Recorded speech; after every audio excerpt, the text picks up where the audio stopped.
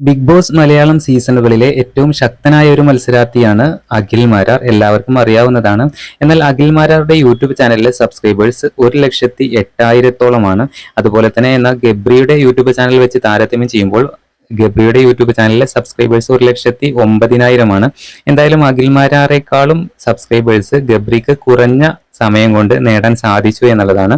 അത് ഒരുപക്ഷെ ജാസ്മിനുമായിട്ടുള്ള ഒരു കോംബോ പിടിച്ചത് കൊണ്ട് തന്നെ ആയിരിക്കണം. എന്തായാലും ഇരുവരും തമ്മിൽ താരതമ്യം ചെയ്യുമ്പോൾ സോഷ്യൽ മീഡിയ അതുപോലെ യൂട്യൂബ് കാര്യങ്ങളെല്ലാം വെച്ച് നോക്കുമ്പോൾ ഗബ്രി തന്നെയാണ് മുമ്പിൽ നിൽക്കുന്നത്.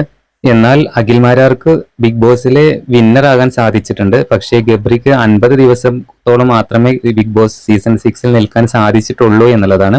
എന്തായാലും ഇവരുടെ ഇപ്പോഴത്തെ ഫാൻസ് ഫോളോവേഴ്സ് ഒക്കെ വെച്ച് നോക്കുമ്പോൾ ഗബ്രി തന്നെയാണ് ഇപ്പോൾ മുൻപോട്ട് കുതിച്ചിരിക്കുന്നത് എന്നുള്ളതാണ്. ഇവരുടെ യൂട്യൂബ് ചാനലിലെ സബ്സ്ക്രൈബേഴ്സ് കാണുമ്പോൾ തന്നെ അറിയാവുന്നതാണ്. വളരെ ചുരുങ്ങിയ കാലം കൊണ്ടാണ് ഗബ്രിക്ക് 1 ലാഖിൽ കൂടുതൽ സബ്സ്ക്രൈബേഴ്സ് നേടാൻ സാധിച്ചത്.